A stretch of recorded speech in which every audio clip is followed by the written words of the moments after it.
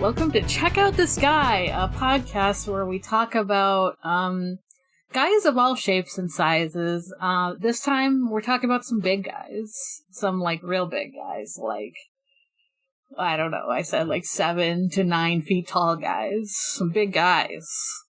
Big boys and girls. And they're actually all non-binary. But I'm one of the hosts. And I'm probably going to be doing the most talking this time. I'm Morg. I use they, he pronouns. I'm Emery. I'm going to be talking somewhat. I use they, she, he pronouns. And I'm Elvide. I guess I will be talking the least amount today. And I use all pronouns. I mean, maybe. You might have lots of questions for me, because I don't know how this is going to go. I might surprise y'all and just take over the podcast, because I'm so excited. No. I'm just always oh my god, people are excited about my characters? What?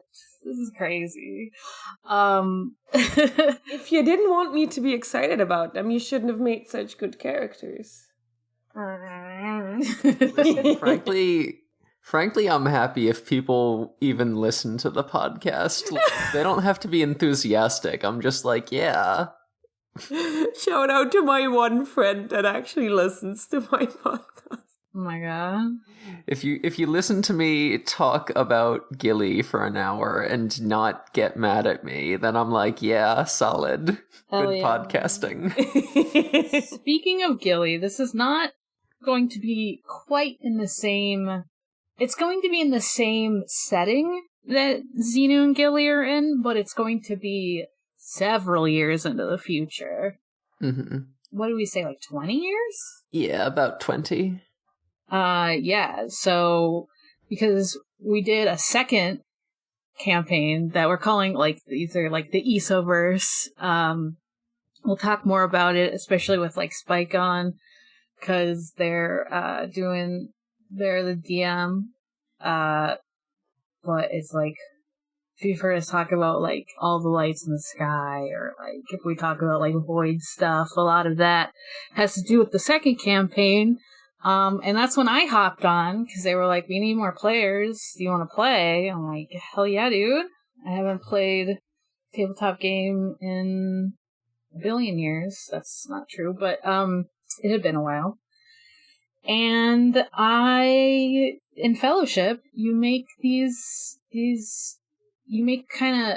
do a spout lore. You make lore about the playbooks that you end up choosing. You pick, you make a character, but you end up making, the people that this character's from. In, a D&D type game, it would be, the different races. But, it can be kind of played out that way, but a lot of times it's just archetypes too. And the archetype, the playbook I picked for this character was Ogre. But not a Shrek Ogre, not a D&D Ogre really. They're more these they're big like that, and that a lot of their moves have to do with being big, protect the little ones and stuff like that. Yeah, kind of the archetype, and the associated moves with the playbook is just the big, strong, tanky, tear things apart character. A great character to be. Which is very funny because of how they are now, but, I'm gonna guess something's changed. Yeah!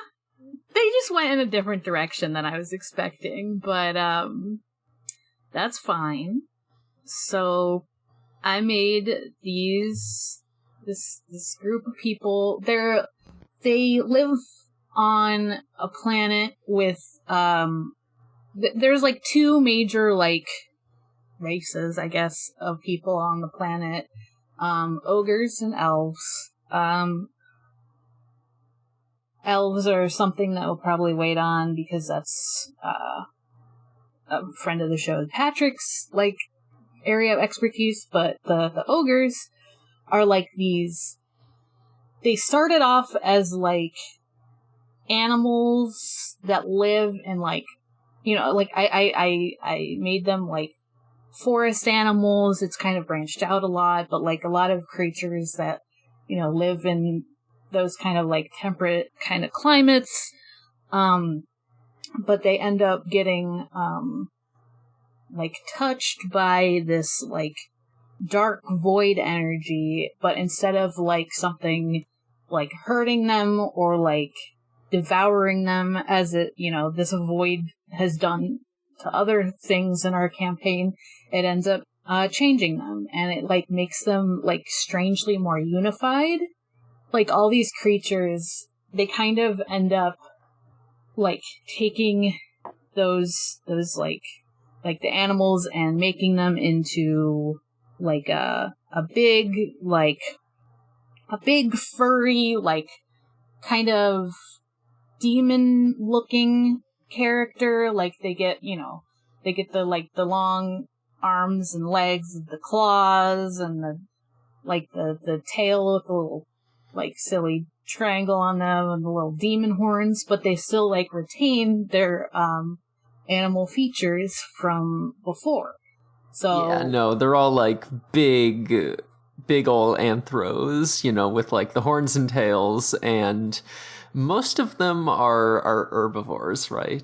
yes, there's a few that aren't, but usually if they're like if they're not herbivores, they tend to be like smaller carnivores and omnivores, because like there's like snakes and stuff. But you know, it started off as like this like, oh, what if I took a bunny and made it big and scary? Banui become big and scary, and because I was just like, I don't know what to do for this character, so I just started like drawing a really stupid little drawing when we were going over character stuff. And I was like, this has bunny ears and claws. Very cool. I'm like... You're correct. That is very cool. And then I was like, wait, this actually is very cool. And that's how Trouble was made. They're a big bunny person. They're a big ogre, big bunny person. Fuzzy. They're like they're a maroon color. They tend to come in like tiefling colors, so you get your like purples, blues, reds, is like a very common kind of thing, but like a lot of, you know, darker colors too. But there's exceptions, like there's been like a bright orange one and stuff, so, you know, who knows. It's kind of, you can make your own fun twist on it, but their name is Trouble, and they some of the inspiration also for this like ended up being, I was thinking about Neopets, and there's this thing called the Darrigan like paintbrush, because there's like all these like dragony looking characters that like when you paint Neopets with this paintbrush, it makes them look like that. So they're kind of like that also. So like, I might like post some of that, pictures of that. I'll definitely post a picture of Trouble to the social media. I might post some like Neopets that I was thinking about. Yeah, so Trouble is named, you know, after like the treble clef, like in music, is like the beginning of I've lost all my music knowledge, but it is a music thing where it's in the beginning of the staff and everything like that. But like I ended up naming them Treble, and then I was like, okay, they're all named after musical things now. They're just a very musical people. As a society, they are collectively grooven. They're collectively grooven. Amazing. Like, music is a big part of, like, a lot of their, celebrations and rituals, and even their, like, religion? And gender. And their gender, which is also tied to their religion, kind of. But kind of, it's hard to explain, because it's more like a belief system than it is, like, a more formal religion, but, like, So ogres take, in their language, they end up taking like pronouns that reflect these things called patrons, that are like very old, supposed to be like dead, but who knows? There's a lot more to it, but a lot of like ancient powerful ogres that they call like patrons, and they take like pronouns that reflect those patrons, and so they all, if you're like speaking in like a common tongue, it just ends up being translated as they a lot of times, but like they have their own, like, I haven't gone through all of it because I'm not fucking Tolkien and I don't know all the fucking how to make a language out of nowhere, but the idea behind it is very like heavily inspired by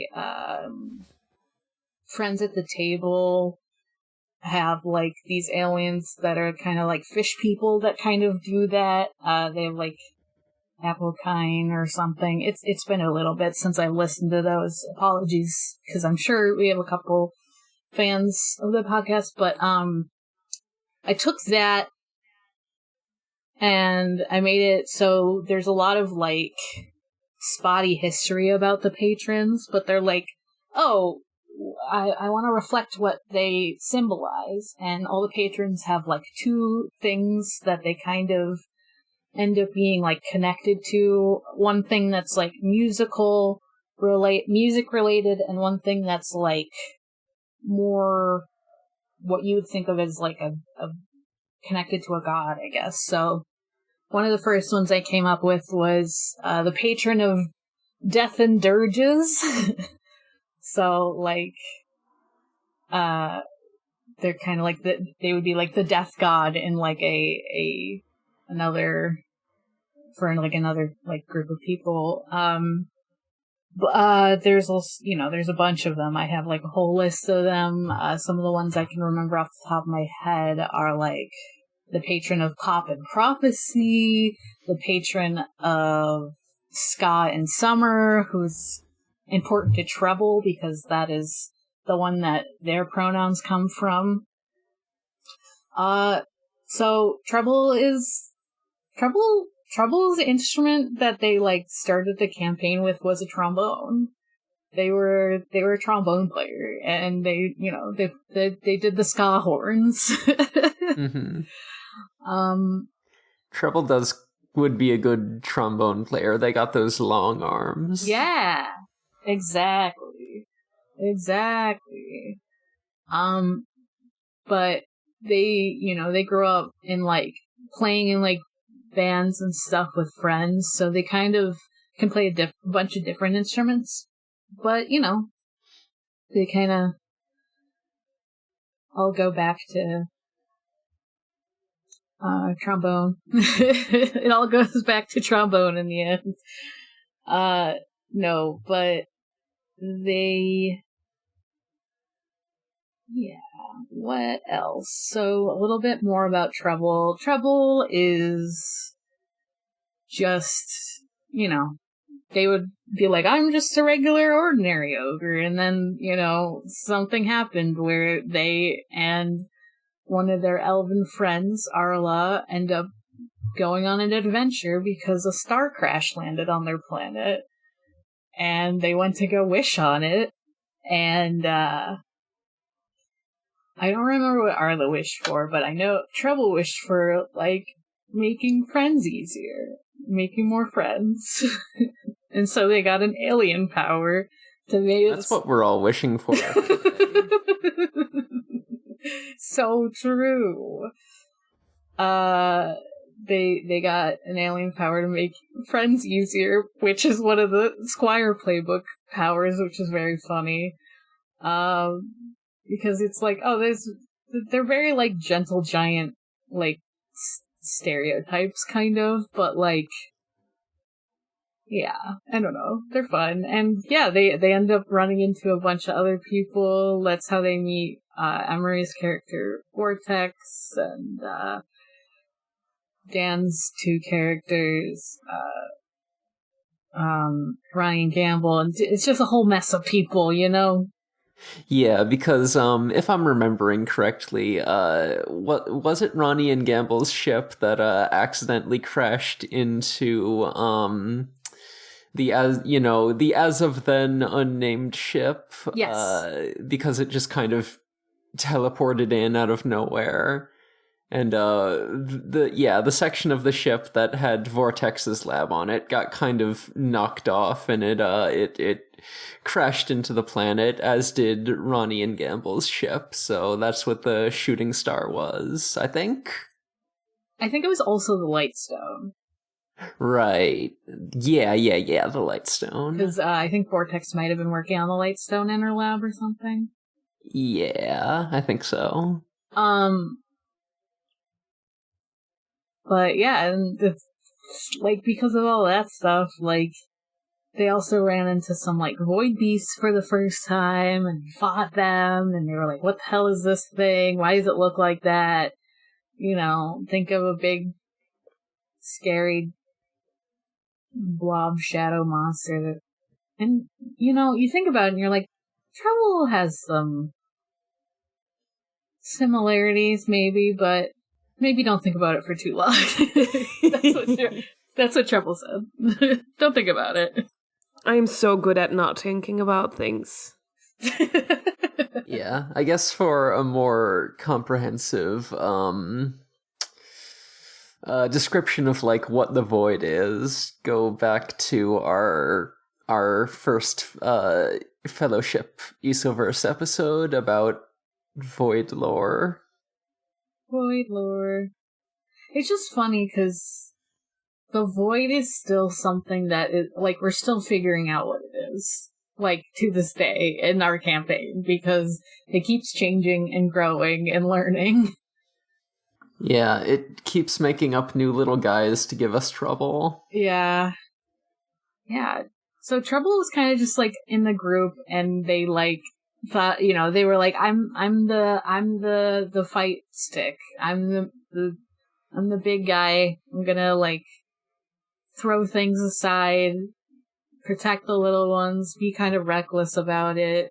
Uncontrollable strength is one of the things, and you know, they got all of that.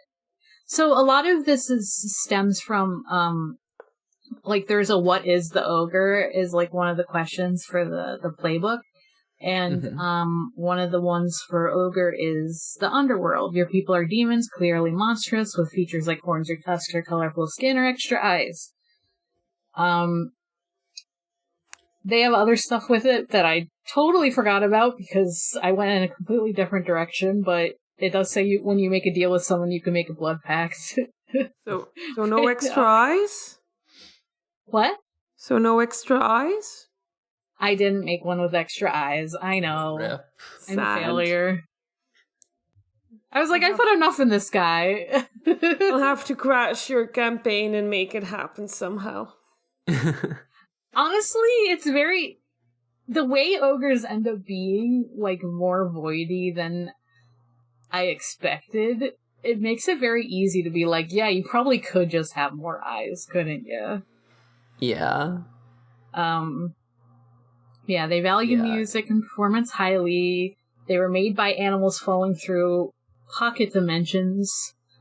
That's right! So, the reason they're like that, the pocket dimensions were like these little, like, void-alike dimensions. Like, it's not the void that we're fighting necessarily because it didn't, like, devour them, right? It was, like, it just kind of made them, like, get all weird and kind of eldritch. And yeah, so I guess there's just, like, multiple voids. Don't worry about it. Yeah, and some of them maybe combined together into one big void? I don't know. Who knows? And yeah, kind of the thing about ogres is that, like, they can use a form of void magic that is, like, non-damaging to the fabric of the universe. Because, you know, void kind of puts holes in the universe and makes funky extra-dimensional stuff happen and kind of eats space and entire stars and planets if it gets too out of hand. Yes. They I made a special snowflake race. I guess that's kind of what this game is that you make a whole group of special snowflakes. But I always think about it because when the Void was like the Horizon playbook for like the Overlord, there's like something that's like, what does the Horizon like not affect? Like what one of the like which of the playbooks does the Horizon not affect as much? And that's Ogres, because it's like, oh, this is Void stuff, so I'm not going to eat them because they were already eaten, even though they weren't. It's like I'm just kind of a weird, mindless Void right now, so I'm just sensing them as like already part of me, even if they're not. And Trouble thought they didn't have magic. They thought they were like, I can't do magic. This shit sucks. I'll just be big strong.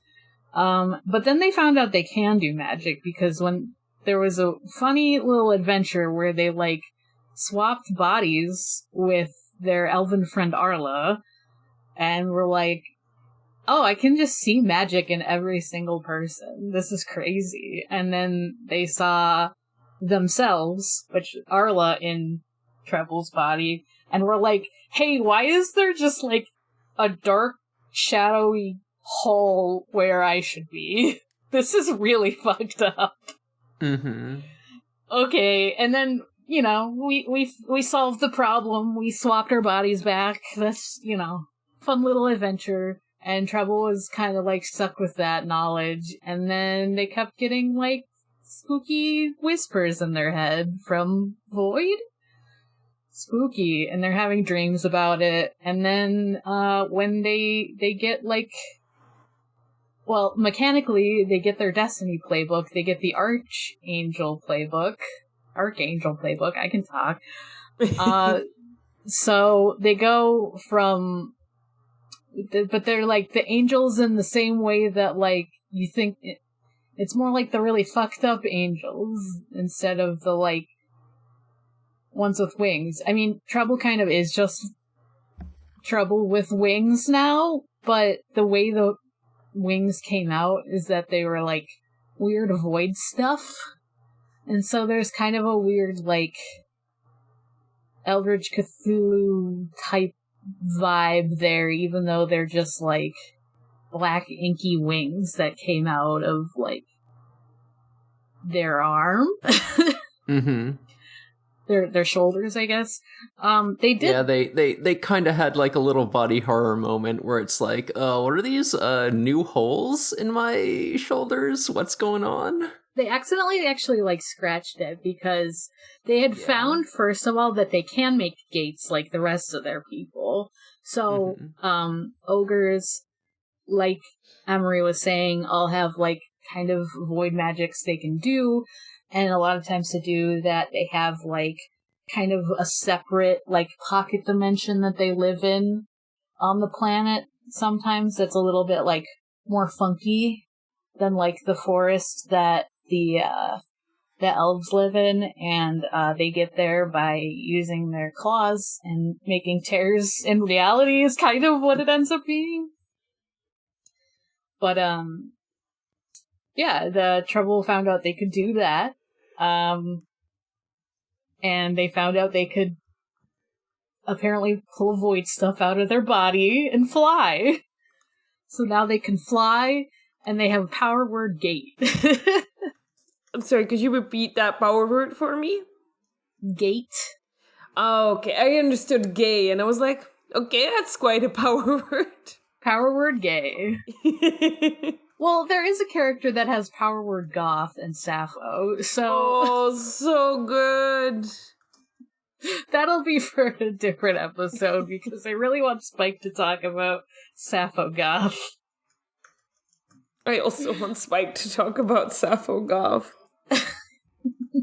Just thinking about... Man, I hope we run into Sappho goth. I hope they're not dead. But yeah, Sappho goth uses she, her pronouns. Treble uses any, really, but I've been using they, them. It's just easier, because that's what I use most of the time. yeah, so they got fucked up angel powers. And apparently that's just like something ogres can maybe do. But Trouble is a little different about it, which they find out pretty fast because they only had the angel stuff for like a little while before their fucking planet got eaten by the void. Oh, don't you just hate when that happens? For real. Like, we were just having a fun, like, sporty, like... Yeah, we were having an anime sports episode, and then a big void beast came up and tried to eat the planet, and also an evil void-based copy of Gilly. Yes. Evil Void Gilly is... We got Evil Void Gilly now. Oh. I don't know what's going on with them currently in the campaign. Spike is like... Yeah, they might have been destroyed. We don't know. I'm leaving it ambiguous. Like, even to Gilly. myself. Regular Gilly was sort of like chaotic, right? Like not really good, but definitely not really, really evil. So what is evil yeah, Gilly like? Just a real fucker. Okay. Just the kind of guy who's like, yeah, I'm gonna eat your planet. Lovely. Guy who sucks. But, Just a guy who sucks. Unlike Trouble, who is a guy that doesn't suck. it's just funny because, you know, we had heard about this Gilly Demon Lord guy from another character that was on that ship that we were talking about earlier, who's like kind of running the whole thing, called Little Guy, who I think you guys talked about on the Xenu Gilly episode, but Little Guy's kind of his own guy now. But so we were like, wait, I thought Gilly was supposed to be good. And like, even though they were like chaotic, they were like a chaotic good kind of little funny guy. And it's like, no, this is not good. They're eating the planet and they're trying to kill my people and Arla's people. What do we do? So, the ogres have some other secrets besides just, you know, some of the ogres were just like good and like, we're like, okay, well, we will keep the elves and ourselves safe in our, like, pocket dimension-y area so that even if the world is getting all devoured, we won't maybe get fucked up the same way. And for all we know, that's where they are now. Just kind of stuck in a, like, pocket dimension with, like, ambiguously, like, thin kind of magically walls that you can maybe see a big scary swirly void above the sky in. Very cool, very scary if you live there. But some of the ogres who maybe knew a little bit more about the history of ogres were like, yes, take me Void Daddy. No, sorry, I said it like that. I don't know why that's what came to mind, but I love that. It's a great sentence. It's amazing. Sometimes we really say a sentence here on Check Out This Guy. Sometimes you just gotta say, what was it again? I just remembered Void Daddy and everything else just I said take me Void Daddy, so yeah. Bad. No, this is amazing. Don't call it bad. This is peak literature. Literature? You know what? I said I wasn't talking a lot, and that's why. No, you're right. Literature, yeah. There's some, like, notes in... I think we talked about it being in some of, like, old elven texts and stuff, and some of the ogre elders have, like, stories about this and stuff, but there's history with the ogres where they, like, summoned the void to their planet because they were like, oh, we're kind of already made out of void. And we need more power because we're kind of in some, like, skirmishes, conflicts with the elves right now. Or the elfin.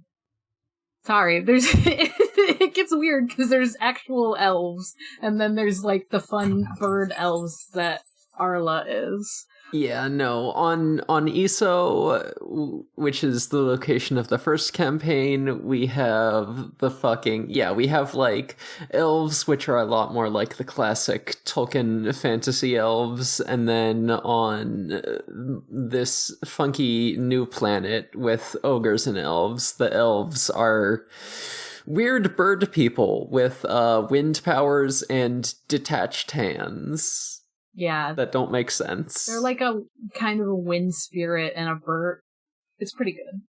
So there were like, I was describing this to Spike as being like, some ogres tried to make a cult, and they tried to make ogre instrumentality project. Kind of like human instrumentality project in Ava, where they become all one into one thing. They're like, yeah, let's join the void. This is a good idea. Like, okay. Really smart, guys. Note to our listeners, if you find yourself doing any sort of instrumentality project, just probably stop. It's not really a good idea. It's not, as we've learned from anime. It's not a good idea. Like, I get it. You want to, like, be closer to people, Hedgehog's Dilemma. I get it. I get it. But I don't think the way is to give up your fucking, like, identity and soul. Yeah, if you want to be closer to people, just start a podcast. Or a rivalry. This is how you become Singularity without it being, like, really scary and tragic. Exactly. That's why we can sometimes finish our friends' sentences. Clown-to-clown communication is a lot safer than... Exactly. Human instrumentality project.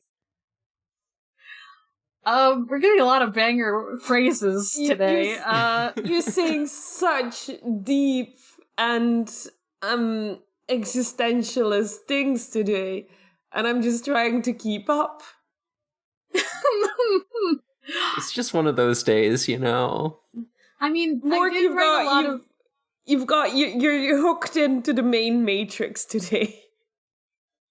Yeah, I did make a lot of bullshit up, and I have short stories about, like, the background of some of the patrons, because some of the patrons were the ones that started the cult, and it was all fucky and fucked up, and, some of them got eaten, some of them were fine, obviously, some of them are fine, because they're still around today. But, funny enough, one of Trouble, like the patron that Trouble gets their pronouns from was one of the ogres involved with the cult. Oh no, this is a problem. And it becomes an actual problem for our game later because they show up later as one of the generals. Darn. Damn Wouldn't it be fucked up if one of the ogres in, like, the ogre instrumentality project became a minion of the void and did silly void things? Which is what they wanted, but also maybe not fully what they wanted, because it is the one patron, but I made them more like an amalgamation of, like, a bunch of the stronger ogres. That's just the one that they were like, this is my name now. I'm Scan Summer. That's me. I'm the patron of Ska and Summer. I got power over that shit. That's me now. I named the cult the Sleepless Ones because the elves had a group called the Dreamers, and I thought that was cute. That I could be like, oh, you can't dream if you can't sleep, which is only half true. I daydream all the time, but... Plus, historically, getting too close to the void has been associated with some insomnia, so, you know. Yes. As we know from Gilly. Yeah, Treble has a very different relationship to the Void than Gilly does through their sword.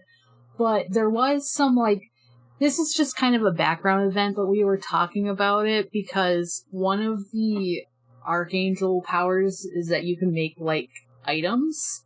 And I was like, hey, what if an old ogre made the Blade of Darkest Night? And part of me is like, that's still kind of cool. It's kind of open to interpretation whether that actually happened, but I'm like, I'm not against this. And I think it'd be interesting if there were, like, other scary void weapons around, but this has not come up in the game at all.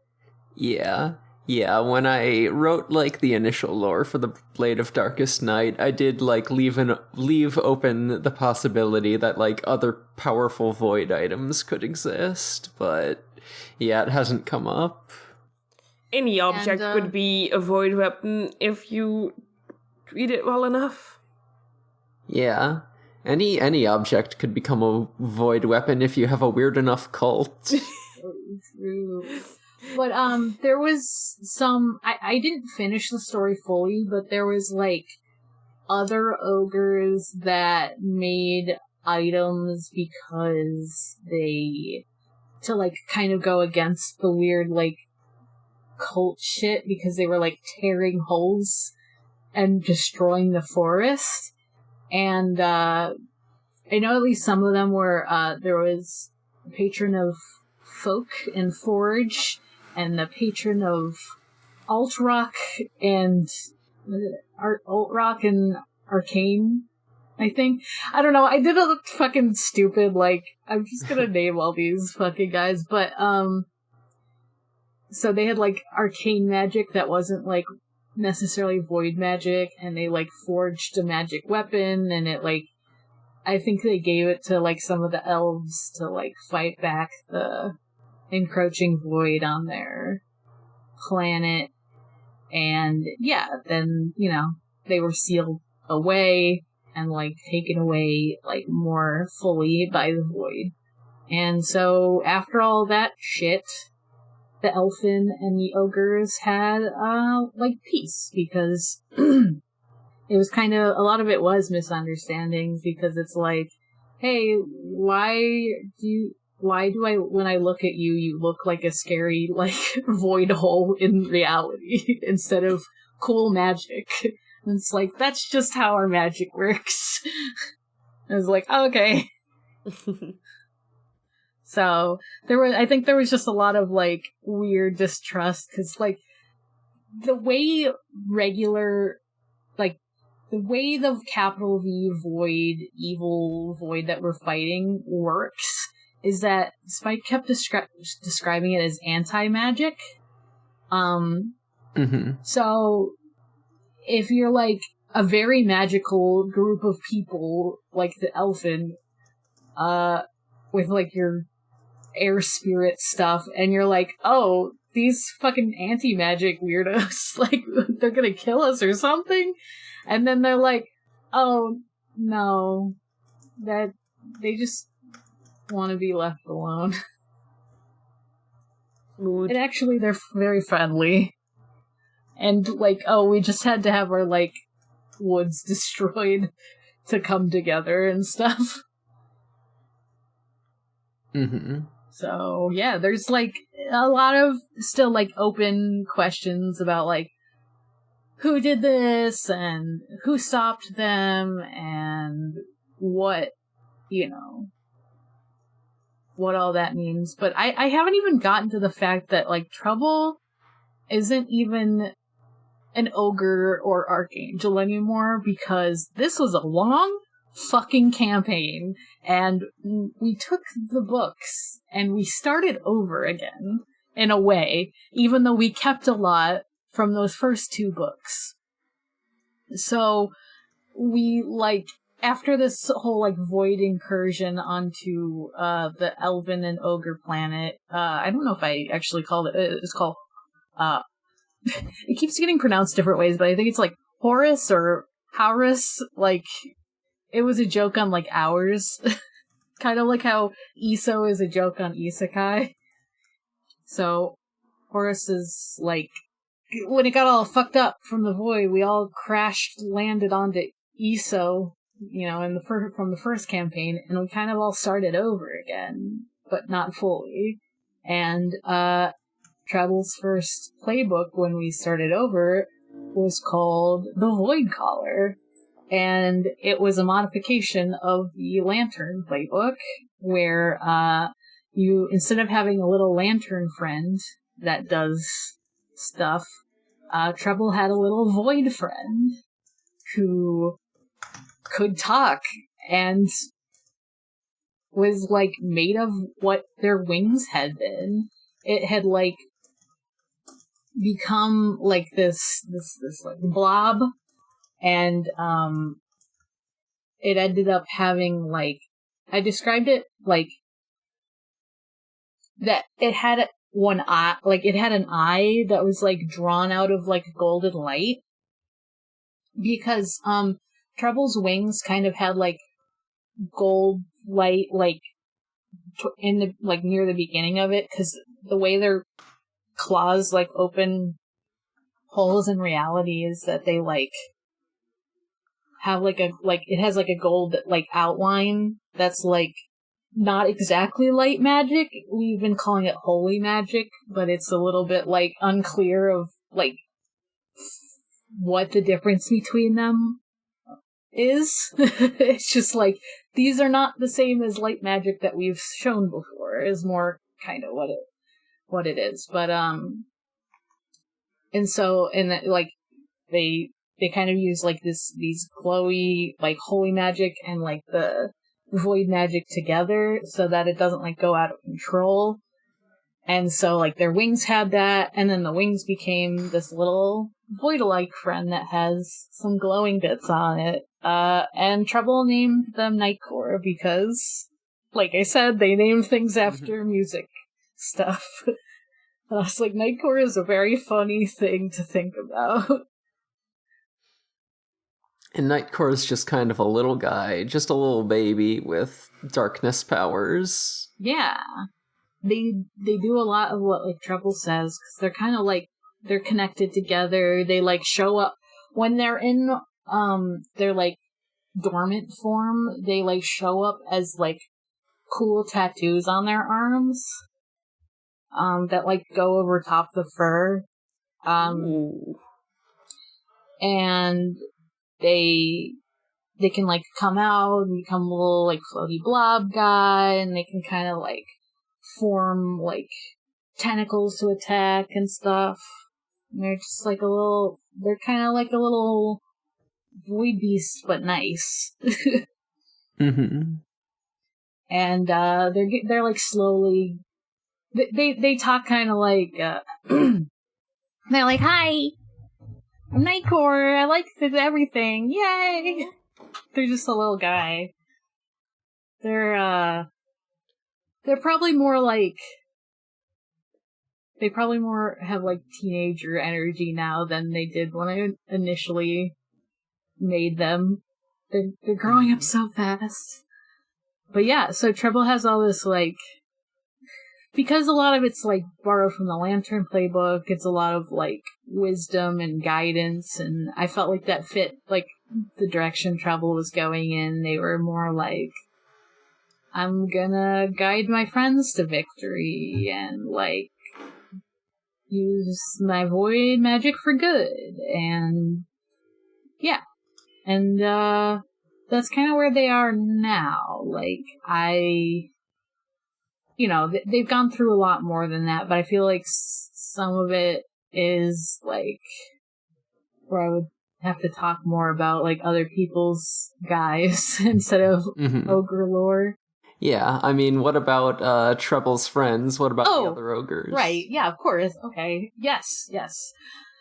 I forgot to talk about Treble's friends. They were... Hey, Elvire, how late can you go? Not too late today. So maybe we should do Treble's friends on the next episode? Yeah, we could maybe do, like, a more general All the Lights episode where we talk about more of the side characters. Yeah, or maybe possibly even like an Ogres Part 2 if you think there's enough there for it. Yeah, maybe. I think it would have to be a little bit, because I think some of the Part 2 stuff is, like, happening in the game now. Yeah. You know what? Yeah, maybe we save some of the all the light stuff for when the campaign actually finishes. I do want to talk about Rhythm and Blues, though. Yeah, give us a preview for Rhythm and Blues. A little sneak peek. So, Rhythm and Blues are some ogres, a raccoon named Rhythm, like a raccoon-based ogre named Rhythm, and a bear-based ogre named Blues. So, they already broke the whole herbivore thing. But, there's just like a couple of male guys. Like, they like work for, the same male company that dance. The ISPS. Yeah. They're basically a bunch of spacefaring interplanetary postal workers. Yeah. And they were like some of the few like known ogres to like leave the planet pre-void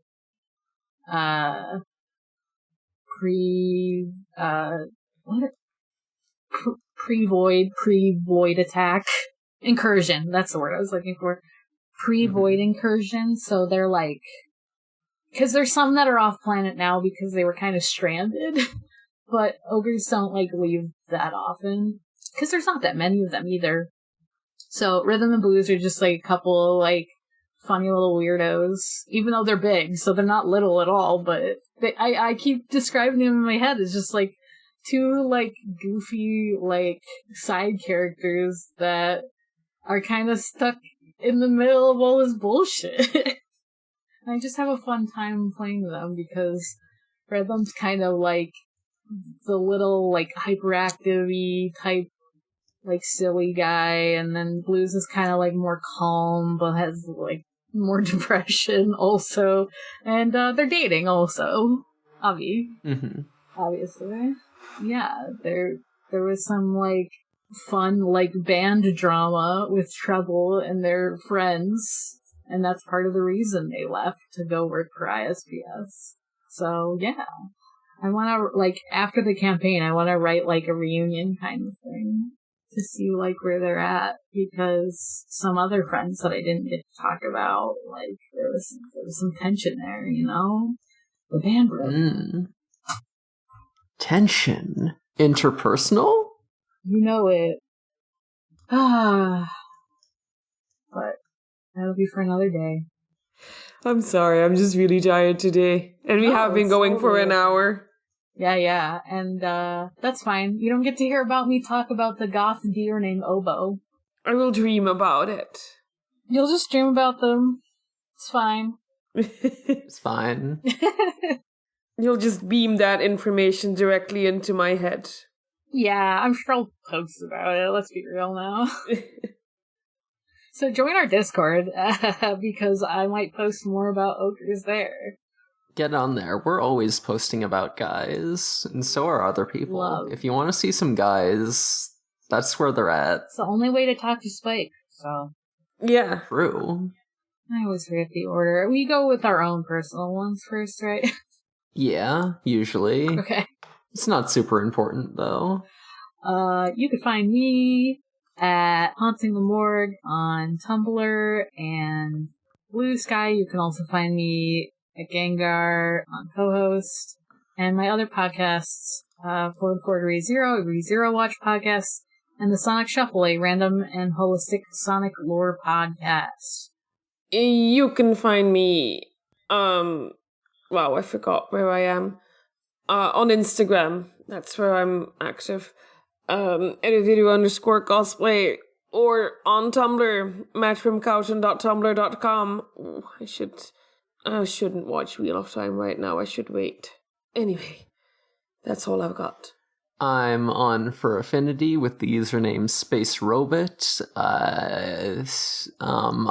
You can find my gallery there. I'm also taking commissions. Hey, I'm between jobs right now. If you want your guys drawn, now's the time to do it. I'll turn that shit around so fast. Oh no. The 1 month I have no money, Emery. Don't do this to me. Emery drew trouble. I did. I drew trouble twice. Yeah. You can also find me on the podcast We Rate Queerbait, where we explore the blurry line between homie and homo. Next recording, we're gonna be doing Fellowship, but a different Fellowship of the Rings. Ooh. We're gonna be talking about these funny little hobbits and elves and dwarves and humans. I mean, that is what Fellowship's named after. That is what the game Fellowship is named after. That's true. You can play as a little hoblet, but with the name filed off, and it's happening. That's exactly what I did with Gilly. Let's see, what else? I'm on an upcoming audio drama pilot. Details forthcoming. So this podcast is part of the Noisespace.xyz network. You can go to noisespace.xyz and to find all sorts of neat shows. We have social media for this here show. We are Check Out This Guy on co-host and Tumblr, I believe. And yeah, that's all the show plugs, isn't it? We have no wait, I forgot the Discord. Spike usually does the Discord. We have a Discord. Yeah. It's linked in the show notes. As previously mentioned, you can go there if you want to see some guys. We have a whole channel for guys. We have a whole podcast about guys. We really like guys. So yeah, check it out. We do we're gonna start we did tokusatsu streams on Mondays. Now we're switching back to Digimon Savers, which is a very silly anime, and the Digimon are there, but what if you just punched them? Why would you punch a Digimon? You know, it's okay. You know, it was just a little human hand. It doesn't. Yeah, no, definitely no one punches God hard enough to kill them. God, I wish I could do that. Yeah, there's that. I'm also doing art streams on Fridays. I might also do some more different types of streams. Again, now that I'm between jobs and I have a lot more time. I did my Keep Emery Awake stream. I started a new run of Cassette Beasts, and when that made my computer too hot and crash, I switched to Wizardry 8, which is a very old game that I played a lot as a kid. And I made characters based on everyone in the chat, and we're gonna see who dies, I guess. Exciting. I forgot. Yeah, are you gonna play more of that? Maybe, I might. It's a long ass game, and I didn't even get out of the first area, so I'll probably come back to it. They made me a dragonborn, more or less. Yeah, so I think that's all the plugs. Until next time, start a ska band. Fuck yes. Yeah. Start a ska band and try to talk out your feelings instead of just leaving a planet. These are very good, wholesome recommendations. Consider this. Consider having the Void Daddy take your character. So true! Start a cult dedicated to the Void Daddy. Alright, bye everyone. Bye everyone. Spike's gonna kill me for calling it the Void Daddy.